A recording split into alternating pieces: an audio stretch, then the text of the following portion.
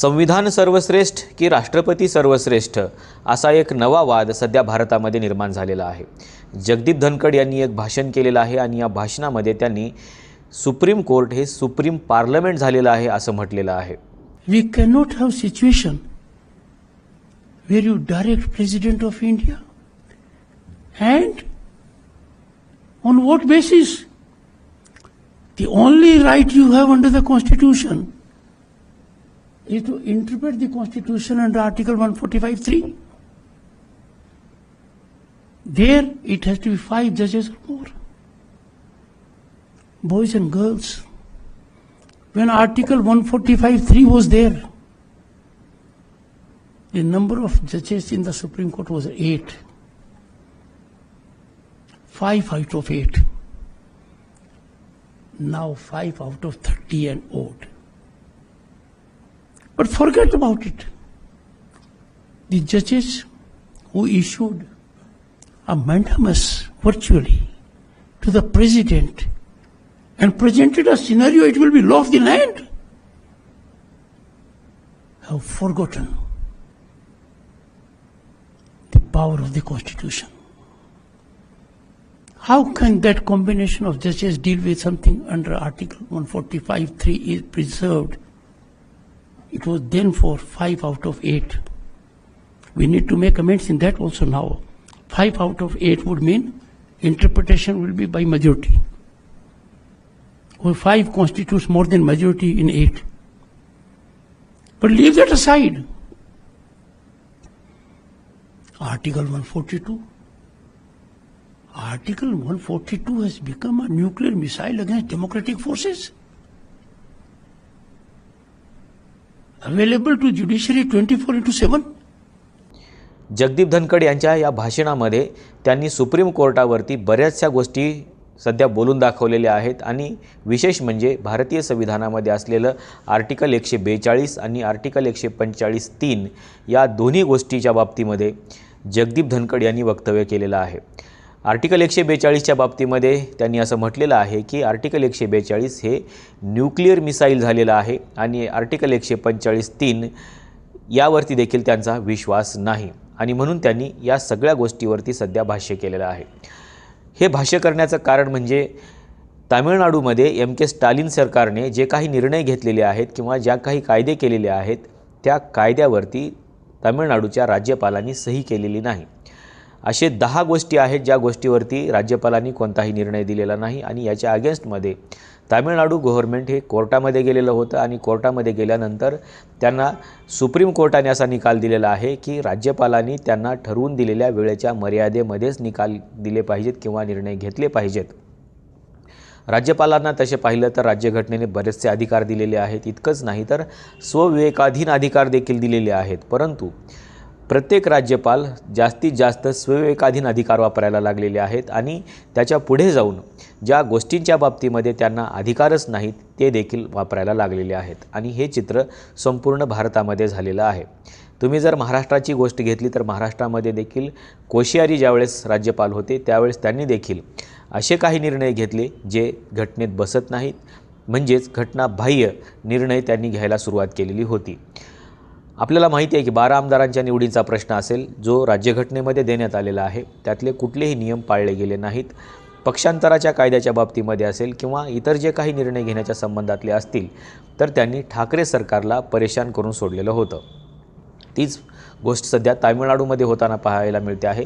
MK. Stalin यांनी जे काही निर्णय घेतलेले आहेत त्यातले महत्त्वाचे 10 निर्णय राज्यपालांनी त्यावरती कुठलाही निर्णय न घेतल्यामुळे सरकारला काम करणं अवघड चाललेलं आहे आणि म्हणून राज्यांनी सुप्रीम कोर्टामध्ये जाण्याचा निर्णय घेतलेला होता आणि सुप्रीम कोर्टाने निकाल देत असताना राज्यपालांवरती त्यांनी बऱ्याचशा गोष्टीचं जे काही स्टेटमेंट आहे ते केलेलं आहे आणि राज्यपालांनी त्यांना राज्यघटनेने ठरवून दिलेल्या कालावधीमध्येच निर्णय घ्यावे असे म्हटलेलं आहे। याच निकालामध्ये सुप्रीम कोर्टाने असंही म्हटलेलं आहे की फक्त राज्यपालांनीच नाही तर राष्ट्रपतींनी देखील या वेळेची मर्यादा पाळली पाहिजे आणि एवढीच गोष्ट जगदीप धनखड यांना खटकलेली आहे की सुप्रीम कोर्ट हे राष्ट्रपतींना कसे काय अधिकार म्हणजे आदेश देऊ शकतं किंवा राज्यपालाच्या कामकाजावरती कसं काय भाष्य करू शकतं किंवा राष्ट्रपतीच्या कामकाजावरती कसं काय भाष्य करू शकतं, कारण राष्ट्रपती हे सुप्रीम आहेत. भारतीय संविधानानुसार या देशामध्ये राज्यपाल सुप्रीम नाहीत, पंतप्रधानही सुप्रीम नाहीत आणि राष्ट्रपतीही सुप्रीम नाहीत. या देशामध्ये भारतीय संविधान हे एकमेव सुप्रीम आहे. अर्थातच कुठलंही सुप्रीम कोर्ट देखील सुप्रीम नाही आहे, भारतीय संविधान हेच सुप्रीम आहे. परंतु जगदीप धनखड यांना असं वाटतं आहे की सुप्रीम कोर्टाने राष्ट्रपतीच्या कामकाजावरती भाष्य करू नये, कारण राष्ट्रपती हे सुप्रीम आहेत. आणि म्हणून त्यांनी भाषण करत असताना असं म्हटलेलं आहे की सध्या सुप्रीम कोर्ट हे सुप्रीम पार्लमेंट झालेले आहेत आणि त्याच्यामुळं ह्या सुप्रीम पार्लमेंटवरती त्यांनी आक्षेप घेतलेले आहेत. याच्या पुढे जाऊन त्यांनी भारतीय संविधानातल्या कलम 142 वरती देखील आक्षेप घेतलेला आहे आणि या कलमामध्ये जे काही तरतुदी करण्यात आलेल्या आहेत, या तरतुदी बघून जगदीप धनखड यांना असं वाटतं की कलम 142 हे न्यूक्लिअर मिसाईल झालेलं आहे असं त्यांचं म्हणणं आहे आणि म्हणून त्यांनी या कलम 142 वरती देखील आक्षेप घेतलेला आहे. त्याच्या पुढे जाऊन त्यांनी कलम 145(3) मध्ये ज्या काही गोष्टी आहेत त्या बाबी देखील त्यांना खटकलेल्या आहेत आणि त्याच्यामध्ये त्यांनी असं नमूद केलेलं आहे की कलम 145(3) मध्ये जेव्हा एखाद्या राज्यामध्ये किंवा एखाद्या सरकारच्या बाबतीमध्ये किंवा कुठल्याही बाबतीमध्ये ज्यावेळेस संविधानिक पेच निर्माण होतो त्यावेळेस 5 बेंचच्या जजेसनी त्यावरती निर्णय घ्यायचा असतो, अशी तरतूद या कलम 145(3) मध्ये करण्यात आलेली आहे. परंतु जगदीप धनखड यांना असं वाटतं की तिथे देखील हे निर्णय 5 बेंचच्या जजेसनी घेण्यापेक्षा बहुमताने घेण्यात यावेत. अर्थातच आता जर समजा सुप्रीम कोर्टामध्ये 30 जजेस असतील तर 30 पैकी 16 जजेसनी म्हणजेच बहुमताने निर्णय घेतले पाहिजेत. 5 बेंच असेल किंवा 7 बेंच असेल किंवा 11 बेंच असेल तर अशा बेंचचे निर्णय जगदीप धनखड यांना मान्य नाहीत आणि त्याच्यामुळं भारतीय संविधानातल्या कलम 145(3) वर देखील त्यांनी आक्षेप नोंदवलेला आहे. आता हे एकूणच जर चित्र बघितलं तर आपल्याला असं दिसेल की सुप्रीम कोर्ट वर्सेस पार्लमेंट असा एक संघर्ष निर्माण झालेला आहे का? असे संघर्ष अनेक वेळा भारतामध्ये निर्माण झालेले आहेत आणि त्यावरती नंतर तोडगाही निघालेला आहे. परंतु सध्याच्या सिच्युएशनमध्ये जगदीप धनखड यांना असं दिसतंय की सुप्रीम कोर्टाने जे काही भाष्य केलेलं आहे ते भाष्य त्यांनी करायला नको होतं आणि म्हणून त्यांनी सुप्रीम कोर्टाला सुप्रीम पार्लमेंट झालेलं आहे असं म्हटलेलं आहे. अर्थातच ज्या गोष्टीवरती सुप्रीम कोर्टाला अधिकार नाहीत त्या गोष्टीवरती सुप्रीम कोर्ट बोलायला लागलेलं आहे असं त्यांचं म्हणणं आहे. जगदीप धनखड यांना हे समजलं पाहिजे की भारतामध्ये नाही राष्ट्रपती सुप्रीम आहे, नाही पार्लमेंट सुप्रीम आहे, ना सुप्रीम कोर्ट सुप्रीम आहे. या देशामधला जो काही भारतीय संविधानाचा जो काही कायदा आहे तो सुप्रीम आहे. तिथे सामान्य माणूस काय आणि राष्ट्रपती काय यांना सगळ्यांना सारखीच वागणूक दिली जायला पाहिजे. त्याच्यामुळं राष्ट्रपतींना जरी काही विशेष अधिकार देण्यात आलेले असले तरी ते विशेष अधिकार हे घटनाबाह्य नाहीत किंवा त्याच्या विशेष अधिकाराच्या माध्यमातून काही घटनाबाह्य निर्णय राष्ट्रपती घेऊ शकतील असं नाही. राष्ट्रपतीच्या कामकाजाची पद्धत देखील दिलेली आहे आणि राज्यपालांच्या कामकाजाची पद्धत देखील दिलेली आहे. त्यांना कुठलीही सूट किंवा सवलत देण्यात आलेली नाही. स्वविवेकाधीन याचा अधिकार याचा अर्थ असा होतो की ते देखील घटनेच्या चौकटीमध्ये राहूनच त्यांनी निर्णय घेतले पाहिजेत, नाही की स्वविवेकाधीन अधिकाराचा अर्थ घटनाबाह्य कामं करणे असा होत नाही. त्याच्यामुळं जिथे नको तिथे स्वविवेकाधीन अधिकार वापरले जात आहेत. जसं की राज्यामध्ये ज्यावेळेस 12 राज्यपाल नियुक्त सदस्यांची नियुक्ती करण्याचा निर्णय झाला त्यावेळेस त्याची देखील तरतूद भारताच्या संविधानामध्ये करण्यात आलेली आहे, परंतु त्याला देखील स्वविवेकाधीन विचारामध्ये घेतलं गेलं, अधिकारामध्ये घेतलं गेलं आणि त्याच्यावरचा देखील निर्णय पेंडिंग राहिला. तो दुसरं सरकार बदलेपर्यंत पेंडिंग राहिला आणि मग दुसरं सरकार आल्यानंतर त्यांना मात्र कोणीही अडवलं नाही.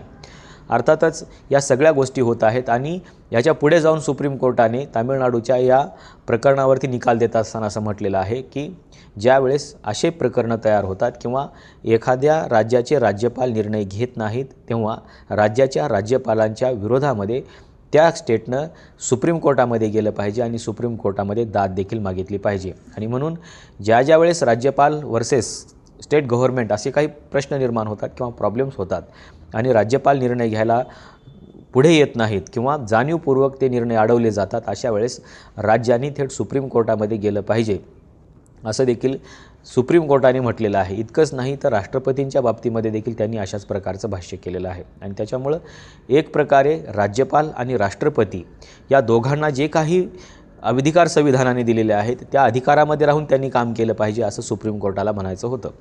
परंतु याचा अर्थ ज्यावेळेस जगदीप धनखड यांनी घेतला त्यावेळेस त्यांनी असं म्हटलेलं आहे की ज्या राष्ट्रपतींना आपण देशाचा प्रथम नागरिक म्हणतो किंवा सर्वोच्च नागरिक म्हणतो, त्या राष्ट्रपतींच्या बाबतीमध्ये निर्णय देण्याचे अधिकार सुप्रीम कोर्टाला नाहीत. आणि म्हणून ज्यावेळेस हे भाष्य केलं गेलं सुप्रीम कोर्टाकडून, त्यावेळेस जगदीप धनखड यांचं म्हणणं असं आहे की सुप्रीम कोर्ट आता सुप्रीम कोर्ट राहिलेलं नाही, तर ते सुप्रीम पार्लमेंट झालेले आहे.